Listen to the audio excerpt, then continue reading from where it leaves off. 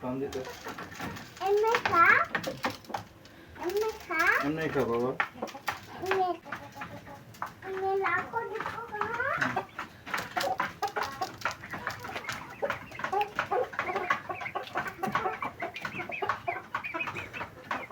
ইতিমধ্যে দেখতে পাচ্ছেন আমাদের খামারের যেই পরিপূর্ণভাবে আমরা যে চর্চাগুলো করি, নিয়মিত খাবার দেই, নিয়মিত পানি দেই। আসলে কি ভাই, নিয়মিত খাবার এবং পানি দিলেই হবে না। আমাদের যে খামারে বা আপনারা যে পরিবেশে মুরগিগুলা লালন পালন করেন বা পাখি ইত্যাদি গরু ছাগল যত যাবতীয় পশু পাখি যেভাবে লালন পালন করেন, তো আসলে তারা কি চায়, কি পরিবেশে সার্ভাইভ করতে পারবে বা কি পরিবেশে তারা থাকতে পারবে, সেটা আমাদেরকে দেখতে হবে।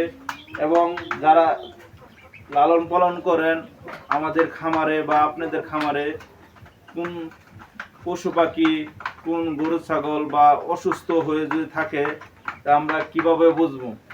নিয়মিত পানি দিলেও হবে না, খাবার পানি দিলেও হবে না।